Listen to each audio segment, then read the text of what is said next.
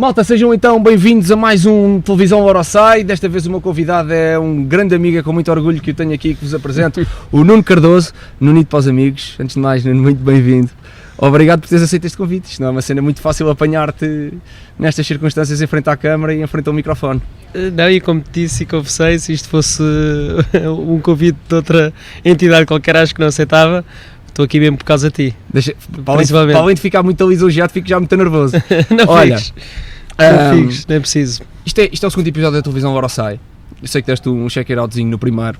Pá, a ideia é termos aqui uma conversa muito simples, neste caso acerca de ti. Pá, acerca dos 1001 Nunos que eu conheço. Bodyboarder, músico, fotógrafo, videógrafo, produtor, speaker do Campeonato do Mundo de Bodyboard. Pá, tu já foste tudo um pouco. Tu tens uma empresa que constrói caixas de tanques. Constróis tu caixas de tanques para máquinas fotográficas e para máquinas de vídeo, para se poder filmar dentro da água. És uma figura transversal do mundo das ondas, és uma figura, pá, eu digo isto com toda a humildade, mas também com toda a certeza, porque eu sei que é verdade, o reconhecimento que esta comunidade tem em ti.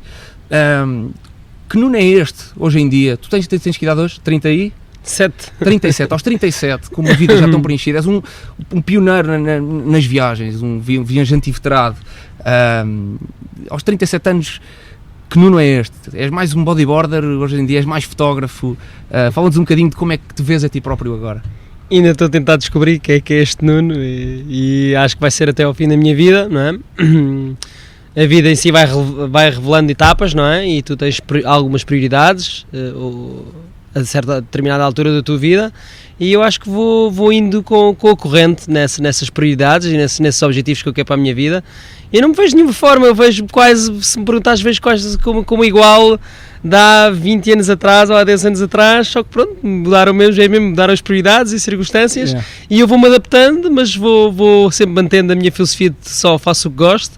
E graças a Deus consigo manter esse ritmo na minha vida e aqui estou. É uma busca constante de alcançar esse sonho, de se fazer.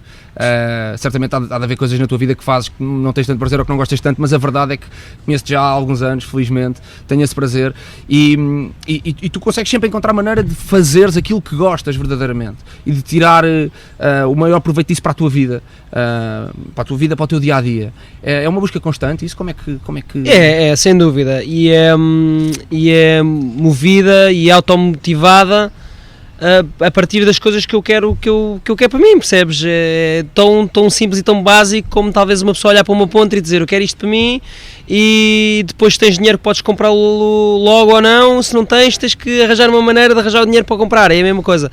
Eu vou metendo as ideias na cabeça, colocando as coisas que quero, que me autoproponho na vida, pá, depois tento encontrar sempre um caminho de as realizar da melhor forma possível, não é? Foi um bocadinho uma dessas decisões que tiveste que fazer, isto porque eu na introdução, na apresentação, esqueci-me de dizer que tu também andaste de skate. Quando eu comecei a andar de skate quando era miúdo, tu eras uma das referências aqui da costa. Sim. Pelo menos aqui do nosso meio, embora tu não sejas mesmo daqui, foi aqui muito, começou aqui na nossa praia de São João. Sim, eu cresci aqui, eu com 4 dias de idade, isto é incrível, eu sou o terceiro filho, não é? Do casal, dos meus pais, não é? E eu com 4 dias de idade já estava aqui nesta praia de São João. Eu tenho fotografias disso, a minha mãe já não aguentava mais estar no hospital, era agosto, que eu nasci em agosto, era o calor horrível e a minha mãe, pá, já fiz isto 2 vezes, o terceiro é despachar, e já estava aqui na praia. Tenho uma ligação muito grande com a Costa Caparica, passava aqui os meus verões inteiros, os meus pais tinham e ainda têm aqui uma relote no Parque Campismo. E sim, pá, claro que as influências que eu trazia de Carnaxide, onde eu morava, ou seja, as influências citadinas, suburbanas, trazia-as para aqui para o verão, e sim, eu aparecia umas vezes aí com skate e a malta andava aí de skate. E a verdade é que ao longo destes anos o teu trabalho, de uma forma um bocado genérica, eu pelo menos permite-me, eu vejo um bocado assim, acaba por ter também, é engraçado tocar nisso, acaba por ter uma componente sempre muito de praia, sempre muito de natureza, mas também um pouco urbana. Nessa altura em que tiveste que fazer uma escolha, acabou por ser uma cena muito intuitiva, não é? Tu dizias-me há pouco que entre o skate e o bodyboard, o teu pai disse que ou era uma coisa ou era outra. Foi fácil. E foi muito fácil ir para a água. Eu comecei primeiro a andar de skate do que a fazer bodyboard, se bem que pronto, apanhávamos aqui umas carreirinhas e com umas pranchas de esponja e tu assististe a isso e foi porque eras mais novo, mas depois foste vendo isso e havia aquele nosso grupo e um tinha uma prancha e etc. O skate também foi a mesma coisa, era um amigo meu que tinha um skate skate, que até foi o Casca, que conheces bem. Ele emprestou-me um skate que ele tinha lá, não sei onde é que ele arranjou, e entretanto levei para o Carnaxide, foi que eu comecei a andar de skate. Depois eventualmente eu tive que lhe devolver o skate, que o skate não era meu, e tive que chatear o meu pai para comprar um skate, né? Como todos os miúdos fazem, o pai quer isto, o pai quer isto. Depois a da altura, não passado muito tempo, foi ali 2 anos, o bodyboard entrou muito forte na minha vida, era uma presença constante, até os meus colegas de turma faziam bodyboard, e tinha um irmão mais velho que também já era bodyboarder profissional na altura, e aquilo tinha ali uma grande influência em Carnaxide, atletas como o André Leite, como o Batata, como o Nuno Neto, ou seja, aquilo já era... Está a ver essas... Já estava a crescer, já era a tal influência que tu dizes, citadina, e depois eu vinha para aqui para parar e exprimia-me da maneira que eu era afetado na zona onde eu residia. E o meu pai, sim, a dada altura fez-me checkmate. Como é que é isto? Queres pranchas de skate? Queres fazer bodyboard? A carteira não dá para tudo. Tens mais 6 irmãos, tens que escolher. Pá, eu lembro perfeitamente, estava-te a dizer há pouco, foi imediato. Eu assim, pá, esquece, nunca mais olhei para o skate. Foi direto para o bodyboard. Obviamente continuei a fazer skate, não é? E juntava o dinheiro para comprar o material de skate, mas o bodyboard era a razão número 1. Tinha que ter o fato, tinha que ter as barbatanas, aquilo todo o material, e aquilo na altura não era fácil. Era complicado. Eu ia te perguntar exatamente isso. Que recordações é que tens desse arranque do bodyboard? Tu viveste, como disseste, fizeste aqui algumas referências do pessoal do início. Havia certamente bodyboarders que nós conhecemos até antes disso, mas a verdade é que acabaste por acompanhar o bodyboard um bocadinho desde o princípio do seu boom até hoje em dia, não é? Que sim, eu diria, que recordações é que tens desse período? Eu diria que, do meu ponto de vista, atenção, isto é apenas uma perspectiva, existiu eu diria 2 vagas, ou seja, quase 2 gerações, que foram os pioneiros, não é? Triaga, os Bessons, não é? O Simões e etc. Depois penso que houve logo uma vaga seguinte, também lembrar o Jorge, houve uma vaga seguinte, que era onde estavam incluídos também assim uma espécie, o Besson, que era a transição dessa primeira para a segunda geração, ou seja, não há muita diferença, quase são 2 vagas, depois onde estava os Nuno Netos, os Paulinho Costas, os Alans do Norte e essa malta toda, o Metálico, e o André Leite, o Babalu, e de seguida há outra que é ali um bocado já o pessoal da minha idade, tipo o Batata, que foram uma influências diretas a mim, e a seguir vinhamos nós, que éramos os putos, apesar de ser um ano de diferença, éramos os putos para eles, ou seja, aí na terceira e quarta vaga... Era um bocado como eu devia a ti, eras mais velhos. Eras mais velhos, e pronto, e eu considero-te a ti a vaga seguinte, e a seguir a ti veio outra vaga, estás a ver?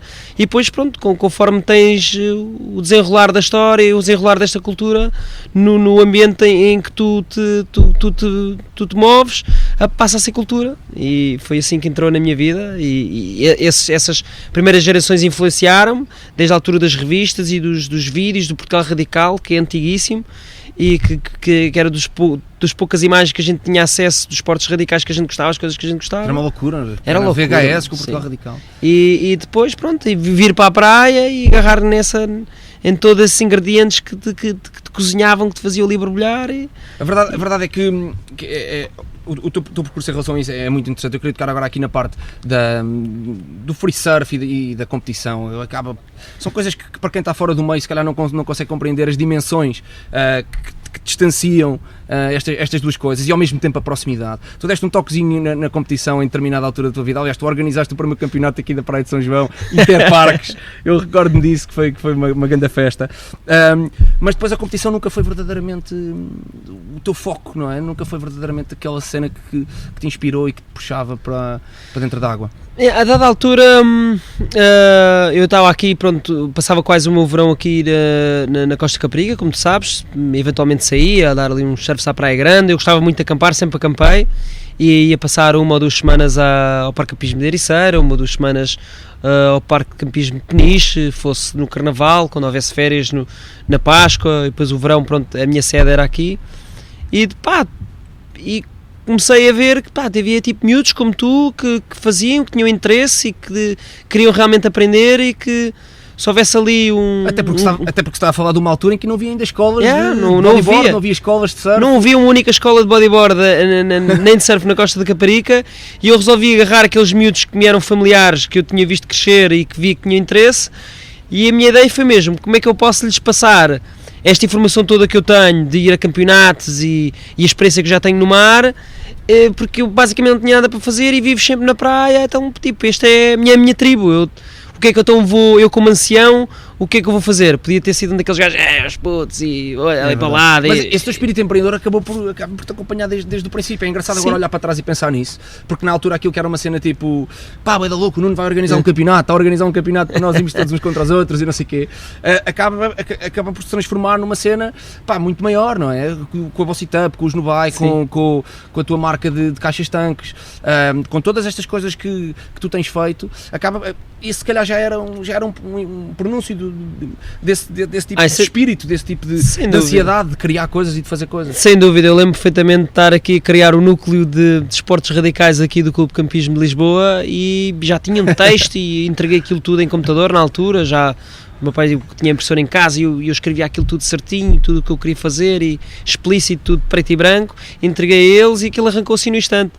Era engraçado, aquilo era feito tudo era feito de um dia para o outro praticamente, o dinheiro das inscrições que era coletado tipo 2 ou 3 dias antes. Conseguiste arranjar patrocínios para... Sim, depois ia-se comprar prémios, caso os prémios para o primeiro lugar não chegassem, mas usava-se o dinheiro de inscrição para comprar os prémios e gerava-se aquele convívio, estás a ver? E era o que eu queria incutir, é que tipo... E eu já tinha essa experiência dos campeonatos que tu referiste, queria incutir que tipo havia algo mais do que era só aqui a Costa da Caparica, era esse mundo que eu já tinha sido aberto para mim, que eu queria-vos tentar mostrar a vocês. Tu fazias parte, por acaso estou a falar em primeira pessoa. E que a verdade é que 20 e tal anos depois continuas a ser, até porque recentemente acabaste de chegar agora da Namíbia e já lá vamos buscar a Skeleton Bay, calma, já lá vamos. Estamos no princípio. Estamos no princípio da história. Entretanto a Ericeira aparece aqui no meio e cria-se um amor muito forte com aquela terra, com aquelas ondas e mais tarde acabavas por te mudar para lá. Em busca se calhar de uma paz que tu também já tinhas no bodyboard aqui, mas uma outra paz e ao mesmo tempo de um outro turbilhão de coisas que quis viver lá. Eu acho que foi sempre aquele sentido de descoberta e há bocado eu queria te responder à tua pergunta há bocado relativamente à competição e foi, a competição em certa parte foi mesmo o ponto focal para mim na estrutura das viagens, porque a competição na altura obrigava-me a viajar, eu tinha que ir daqui para Espinho competir, tinha que ir daqui para Sagres competir, tinha que, estás a perceber, e aquilo obrigava-te a ver obrigava-me, estás a ver, eu próprio a arranjar a minha dinâmica e na altura não havia, por exemplo, a facilidade que há hoje, que há escolas e as carrinhas vão e levam. Antigamente no Porto havia o tio que andava com os miúdos para baixo e para cima, também os campeonatos também eram tão localizados lá mais para o norte e havia uma força competitiva maior aqui, talvez aqui mais para baixo, ou mais campeonatos, não quero estar a ser quero estar a dizer qualquer coisa que esteja errado, mas havia muito essa movimentação por parte do norte e eu tinha que movimentar sozinho, percebes? E a partir dessa minha esse tal empreendedorismo, a dinâmica que eu tinha que impor para fazer as coisas conseguir, ter que ligar a caminhoneta com o comboio, ir para lá, ter o alojamento, fazer a inscrição, não sei o quê, isso tudo dá-te bagagem para depois também tens mais ferramentas para criar. Exatamente. E o que acabou por acontecer foi que, a dada altura, e voltando à tua pergunta, os campeonatos era tudo muito giro e etc, só que eu gastava um bocado de dinheiro, às vezes até fazia umas finais, os prémios não eram nada especial, hoje em dia acho que nem medalhas recebes, antigamente eles ganhavam uma medalhinha ou um troféu, aquilo era tipo um incentivo, metias lá no quarto e os teus amigos iam lá à casa e viam, ei, sempre foste e era uma cena, partilhavas ali com era quase que parecia que aquilo não existia e quando eu ia lá,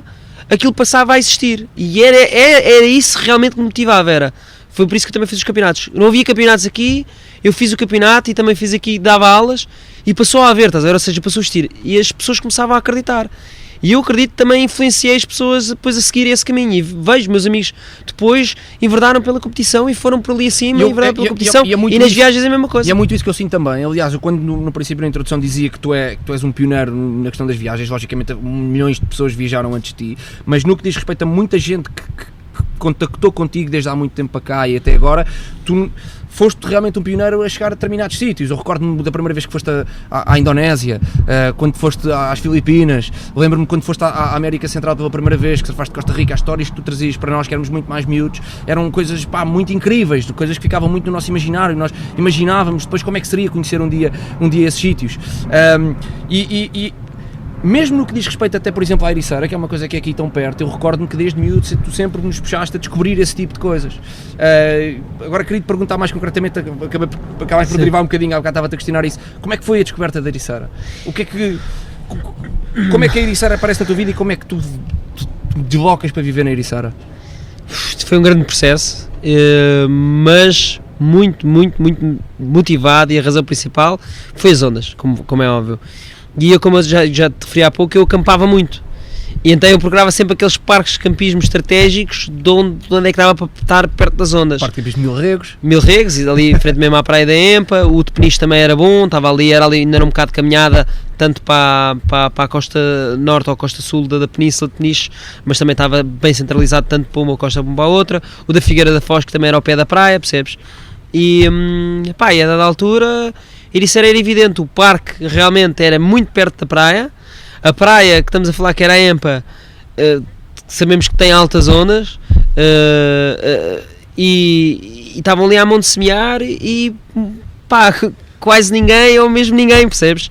E a dada altura fui eu e mais um par de amigos que andámos ali tipo meio a desbravar, a ver como é que isto funciona, como é que estes sítios pedem. Obviamente já surfavam lá pessoas, obviamente tinha pessoas que tinham referência, obviamente tive ajuda de pessoas que me ensinavam onde entrar, onde sair, como lidar com as situações que eram completamente diferentes aqui da Costa Caparica por causa do fundo de pedra, mas a maior parte das vezes estávamos entregues a nós mesmos, e é algo que eu não troco, e é algo que eu tenho pena que as gerações vindouras não possam sentir, e eu tenho discutido isso muito. Não dão valor a secret spots ou certas zonas, porque lhes foi tudo dado, percebes? Hoje em dia chegas, abres as previsões, toda a gente já sabe como é que está e vai estar, porque lhes foi ensinado, percebes? E é o que eu estou a dizer. Sentes que aquele choque de estar a semana toda à espera de surfar e chegar ao fim de semana, chegar à praia e estar tipo flat ou estar tipo 3 metros onshore e não surfares, que de certa forma cria um certo calo que hoje em dia já não está tão presente nestas novas gerações? É, sim, pai, mas a cena da descoberta pouco importava, porque já não tinhas previsões. A primeira previsão que existiu, pelo menos na minha casa, era o teletexto da televisão. Muita gente hoje em dia deve estar a ver isto e nem sabe o que é um teletexto. O teletexto dizia a previsão a direção da relação e o vento do dia seguinte, só do dia seguinte. E eu tinha um catavento à saída do prédio da casa dos meus pais, e quando saía de casa via se as coisas batiam mais ou menos certo, e depois tu vais configurando na tua cabeça os métodos de avaliar já. E os próprios erros do teletexto. Claro. Mas ainda hoje, mesmo com as previsões, com os sistemas de previsões que existem hoje, ainda há muito erro. E tu tens que. Muita gente às vezes me liga lá para casa, para a Ericeira, e diz: achas que amanhã vai estar, não sei o quê. Eu digo sempre, quem me dera saber isso, porque se eu houvesse que estar clássico, eu era o primeiro a tentar o dia a seguir. A melhor previsão é ires ver. O que eu posso fazer amanhã, quando eu estiver lá, eu ligo-te. E é normalmente o que acontece, porque são tantas as variáveis, estás a ver? Ao mesmo tempo tantas as constantes que fazem variar ainda mais as variáveis, que é impossível estar a responder uma coisa dessas com anos e anos de experiência. Mas o que me faz voltar hoje em dia é isso. E Ericeira, em certa parte, era um local que era de fácil previsão. Para acertar num certo tipo de condição, um certo tipo de onda, é mais fácil, percebes? Pelo menos o Riff, pelo menos a Pedra Branca. Exatamente, conseguis garantir. E ainda hoje são indicadores para outras ondas. Eu chego e a primeira coisa que eu faço quase é ir à praia da Empa, eu olho para o mar e sei o que é que... Mais ou menos o que é que está a dar. Se posso ir para Peniche, se posso ir para Nazaré, se posso ir para a Costa da Caparica, aquilo é um indicador. Claro, e é a razão por estar na Ericeira, porque... Foi a terra que sim, me puxou mais, e que a dada altura cresci ali, aprendi ali e sinto-me realmente em casa, um ambiente muito familiar para mim, e tem das zonas mais incríveis de Portugal, e não abdico. E em relação ao resto